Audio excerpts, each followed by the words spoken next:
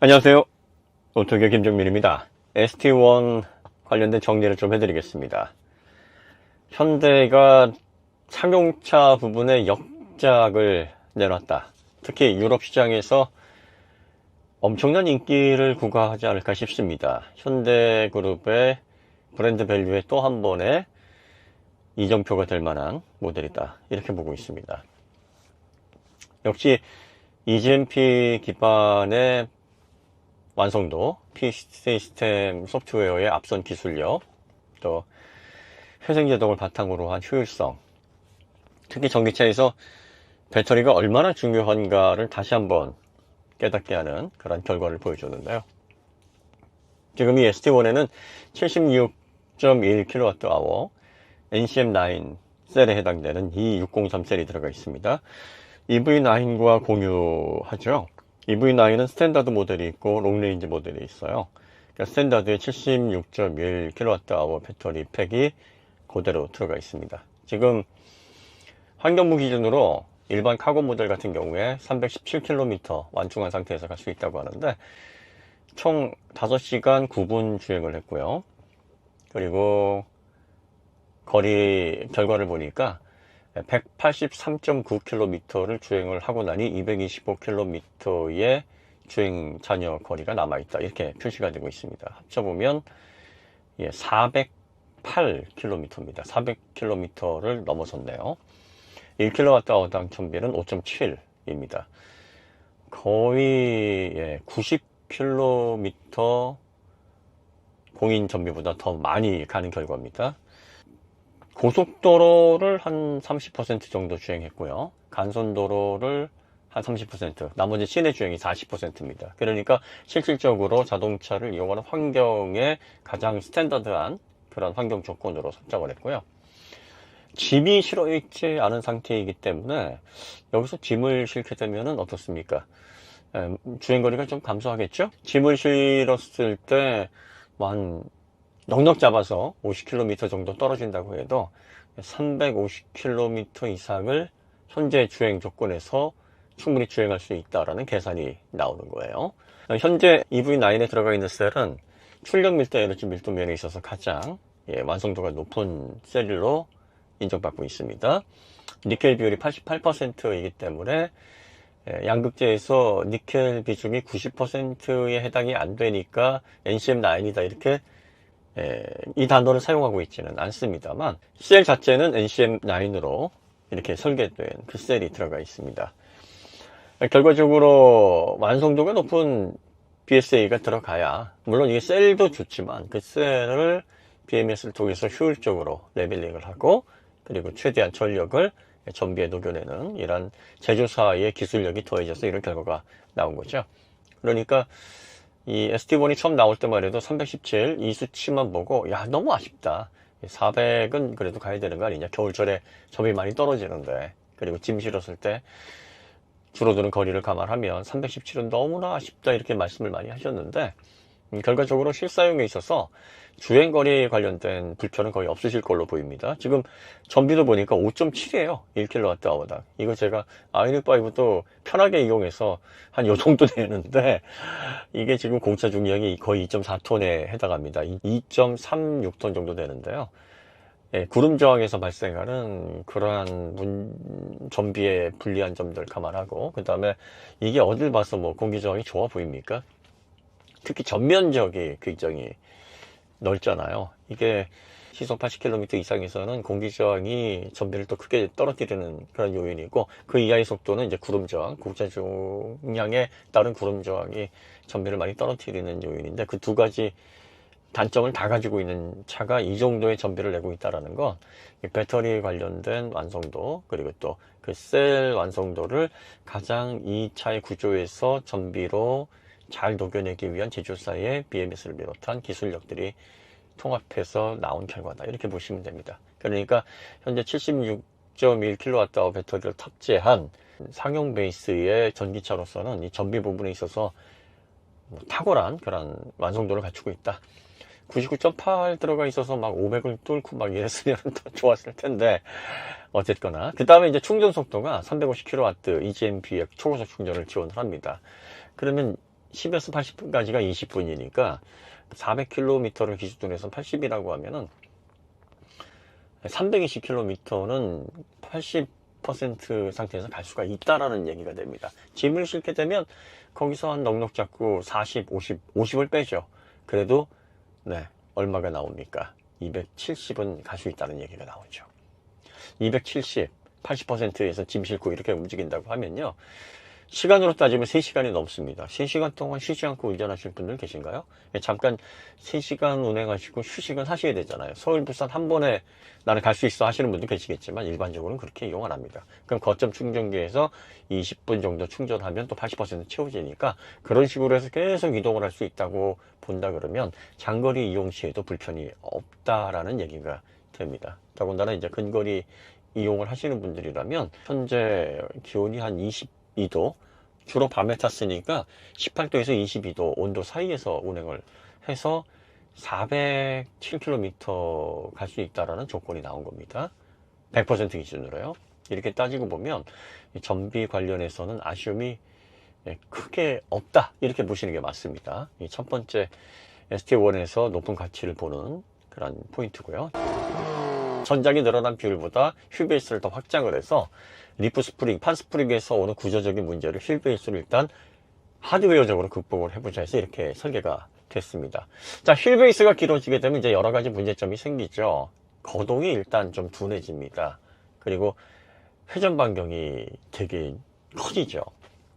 좁은 공간을 빠져나가야 되는데, 가뜩이나 기존의 포스터나 본고가 좋은 평가를 차주분들에게 받았던 건 바퀴가 바로 밑에 있어요. 그러니까 내가 지금 어디를 지나고 있는지 좁은 공간 빠져나가는 데 있어서 이것보다 좋은 구조가 사실은 없어요. 그리고 이제 최소 회전 반경도 굉장히 이게 작습니다. 좁은 공간에서 유턴하기도 좋고 또 좁은 길 빠져나가기도 좋고 이런 편의성이 있는데, 이걸 70cm 가까이 휠베이스를 늘려놨으니, 그리고 또 세미보니 형태로 바퀴가 의자에서 앞쪽으로 이제 빠져 있으니 좁은 공간 빠져나가는 건 이제 다 틀렸다, 이렇게 생각하실 거 아닙니까? 자, 이 부분을 현대에서 어떻게 조율을 했냐면, 일단 바퀴의 조향각을 크게 줘서 최소 회전 반경은 긴 휠베이스의 점을 최대한 반영하지 않고, 포토나 본고만큼은 아니더라도 한 3차선 도로에서 한 번에 회전하는 데 있어서 전혀 회전 반경에 문제가 없게 설계를 했고요. 2차선 도로도 도로에 조금 여유가 있다 그러면 한 번에 유턴이 될 수 있을 만큼의 그 정도의 최소 회전 반경 확보를 하고 있습니다. 그 다음에 제가 좁은 이면 도로를 비롯해서 복잡한 도로들을 많이 운행을 해서 빠져나가 봤는데, 실제로 차에 지금 이게 탑 구조이고 폭이 2m가 살짝 넘어요. 포토나 본고에 대비 폭이 27cm나 넓어졌고, 그 다음에 이제 이거 탑형 모델이니까 2.23m로서 높이도 전고도 높습니다. 물론 포토 본고 기반의 탑차에 비해서는 상당히 이 전고가 낮아요. 한 40cm 이상 낮기 때문에 그런 부분에서 오는 이점도 있습니다만, 그런데 이렇게 전고가 늘어나고 휠베이스가 3.5m에 폭이 2m가 넘는 차인데도 불구하고 좁은 공간 빠져나가는 데 있어서 불안감이나 불편함이 그렇게 크지 않았습니다. 무엇보다도 제가 아이오닉 5를 타고 이 차를 바로 받아서 역체감을 한번 해봤는데, 차의 포지션이 높아지고 뒷부분이 확장돼서 오는 이질감, 그걸로 인해서 한 10분, 15분 정도 어색한 느낌 외에는 자동차를 편안하게 다루거나 또 움직여서 좁은 공간을 빠져나가는 데 있어서 크게 불편감이나 불안감을 느끼지 못했습니다. 그러니까 이런 부분에 있어서 현대가 설계적인 조율을 참 잘 해놨다. 자, 그 다음에 이제 많은 분들이 이제 포토나 본고 이야기를 하면서 과적 3톤 이상이 실 수 있다, 이 얘기를 또 많이 하십니다. 특히나 포토나 본고 같은 경우에는 이제 전면 충돌했을 때 이 충격량을 줄여주는 그런 구조 자체가 아니죠. 그래서 왜 이렇게 만들어 놓냐면, 이게 개발된 당시만 해도 5m 약간 넘는 그런 전장에서 최대한 짐을 많이 실어야 되니까 승객 캐빈 공간을 위한 여유가 확보가 할 수 있는 그런 구조가 아니었습니다. 국토는 좁고 주차 환경도 열악하고 좁은 공간을 또 도로를 빠져나가야 되는 구조에서 이런 캐포워드 방식의 포토나 본고와 같은 이런 형태밖에는 1톤 트럭을 경제적으로 만들 수 있는 방법이 없었죠. 개발도상국 시절에 사람의 생명이나 안전보다는 효율, 그리고 또 몇 푼의 재화, 이런 것에 우리가 더 의미를 부여했을 때의 이야기입니다. 이제 우리는 선진국의 반열에 올랐고, 그리고 자동차 문화를 이끌어 나가야 될 자동차 강국이 됐습니다. 그러면 무조건 효율만 여러분들이 생각하셔서는 안 되겠죠. 3톤을 실을 수 있는 그러한 설계다. 그래서 3번 일할 거 1번만 일하면 된다. 얼마나 매력적입니까? 혹하죠. 특히 자영업자들, 시간 없고 그리고 또 한 푼이라도 아껴야 되는 분들에게는 엄청난 유혹일 수 있습니다. 모르는 바 아닙니다. 그리고 비즈니스를 하다 보면 늘 이제 오고 가고 하는 그런 도로에서는 타성해졌다 보니까 설마 무슨 일이 있겠어? 안전불감증에 빠지게 되면 그냥 뭐 포토 본 거 가지고도 충분해, 이렇게 생각하실 수 있는 분들이 계실지 모릅니다. 하지만 우리가 보험을 드는 것도 늘 사고가 나기 때문이 아니에요. 평생 한두 번 있을지도 모르는 그러한 위급한 상황에서 우리가 보험을 통해서 도움을 받고 그걸 통해서 파산하지 않도록 보호를 받기 위해서 보험을 든단 말이에요. 이걸 신체적으로 우리가 적용을 하다 보면 포토나 봉고를 타고 늘 사고를 당하는 건 아닙니다. 하지만 단 한 번 당할 수 있는 그 사고에 노출됐을 때 우리가 불구가 되거나 귀중한 생명을 잃어버릴 수 있는 그런 계기를 제공할 수 있다는 거, 그런 위험을 초래할 수 있다는 걸 생각을 하셔야 됩니다.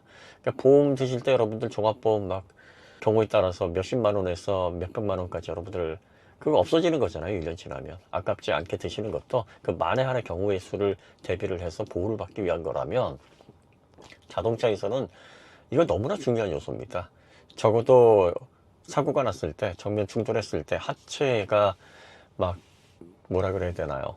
안진뱅이를 만들어내는 자동차다. 뭐 이런 오명을 지금 포토나 봉고가 손가락질을 받고 있고, 더군다나 사망률이 굉장히 높습니다. 대형 사고일 때. 또 짐이 실려 있으면, 더군다나 포토나 봉고는 과적 뭐 3톤까지 쓸 수 있다 그러면, 원래 차는 1톤이 적재 정량이면 브레이크를 비롯해서 차대 강성도 거기에 맞춰서 설계가 됩니다. 더군다나 앞부분에 충격을 흡수할 수 있는 공간조차도 없어서 1톤을 실었을 때에 충돌했을 때 그 충격, 빈 차일 때도 운전자를 보호할 수 있는 그런 포텐셜을 갖추고 있지 못한 위험한 차를 2톤, 3톤 실어놓고 사고를 당하게 되면 얼마나, 생명은 뭐 거의 보장할 수 없다, 이렇게 보시면 됩니다. 이제는 안전하게 인명을 가장 중요시 여기면서 나의 생명과 건강을 가장 최우선에 놓고 여러분들이 사업을 하시든 아니면 레저를 하시든 일상 영역을 영위하실 그런 시기가 됐어요. 그러니까 선진국 반열에서 무엇보다도 전기차 시대에 이제 K전기차, K배터리가 전 세계의 시장을 견인하고 프론티어로서 이제 강력한 그런 리더로서요, 퍼스트 무버로서 부각을 할 건데, 물류에서 가장 기본이 되고 또 자동차 문화에서 적혈구와 같은 흐름을 만들어주는 이 상용차 부분에서 안전을 도외시하고 우리가 1톤 트럭의 어떤 사용 환경을 계속 유지를 한다는 건, 이건 말이 안 되는 겁니다. 과감하게 여기서 끊어낼 건 끊어내야 됩니다. 자, 그 다음에 전기차가 진정으로 소프트웨어 부분에서 높은 가치를 인정받으려면 STV 부분에서 데이터를 제공하는 부분에서도 상당히 차별화된 가치를 보여줘야 됩니다. API를 기본 제공을 함으로 인해서 물류 시스템, 그리고 또 기업에서 기초 단위의 화물차를 썼을 때 유지 보수를 비롯한 경로라든지, 그리고 또 어떤 식으로 물류가 지금 진행이 되고 있는지, 뭐 그런 것들을 다 모니터링을 할 수 있고, 이런 데이터가 기업에게는 상당히 큰 가치를 가지고 있는 자산이 될 수 있기 때문에, 이런 부분에서 기존의 포토나 봉고에서 제공했었던 그런 방식의 화물 운송 시스템과는 차원이 다른 가치를 가지고 있다는 점. 그 다음에 12.3인치 클러스터를 비롯해서 CCNC를 기반으로 새롭게 다듬어진 인포테인먼트도 상당히 좋습니다. 기존에는 전화기 연결을 할 때는 전화기에서도 ST1을 지정해야 되고, 또 여기 ST1에서도 전화기를 또 연결을 해서 블루투스 그 번호까지 매칭을 해서 확인을 해야 되고, 아주 막 7, 8번 계속 눌러줘야 됩니다. 안드로이드까지 연결하는데 굉장히 복잡한 단계를 거쳐야 되는데, ST1 같은 경우에는 설정만 하게 되면 자동으로 스마트폰에서 연결하겠습니까 메뉴가 뜹니다. 그러면 연결하면 전화번호의 데이터를 연동시키겠습니까?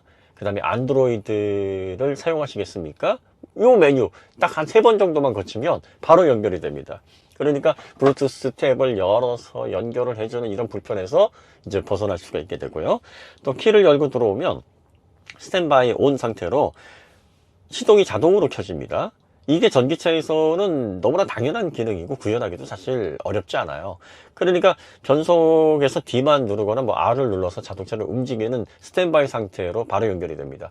테슬라라든지 이제 폴스타 오너분들이 야 이게 진정한 기술이지 이렇게 많이 얘기들 하셨어요. 근데 소프트웨어를 기반으로 해서 움직이는 전기전자 기반의 전기차에서는 구현하기가 쉬운데 현대는 보수적인 그런 자동차 메이커입니다. 그러다 보니까 이 시동 버튼에 익숙해져 있는 소비자들이 이 시동 버튼을 누르지 않고도 움직이게 해놨을 때 혼란을 느껴서 그게 사고의 원인이 되지 않을까라고 좀 겁을 냈던 것 같아요. 그러다가 이제 현대 전기차 드라이브가 본격적으로 이제 시작이 된 게 기아의 레이 EV 1세대 모델은 그냥 그거는 전기차의 범주에 될 수가 없으니까 그거는 뭐 아니라고 치고 아이오닉 1세대 모델이 나온 게 2016년입니다. 8년 됐어요. 이제 본격적으로 전기차 드라이브를 한 게 8년이면 전기차가 내연차와 많이 다르다라는 걸 인식할 때도 됐고 이제 이 기능을 서서히 집어넣어도 소비자들이 크게 혼돈하지는 않겠다라고 해서 ST1에 이제 이 기능이 들어갔습니다. 자, 그 다음에 많은 분들이 야 이렇게 탑차 형태이고 휠하우스가 돌출되어 있고 이러면은 기계차로 팔레트 어떻게 집어넣느냐 생각이 없어 생각이 이렇게 말씀하시는 분들 계시죠. ST1 이름이 왜 ST1인지 여러분 설명 들으셨죠? 서비스 타입 1입니다. 1이면은 그 다음에 서비스 타입 2, 3, 4 계속 나온다는 얘기잖아. 그죠?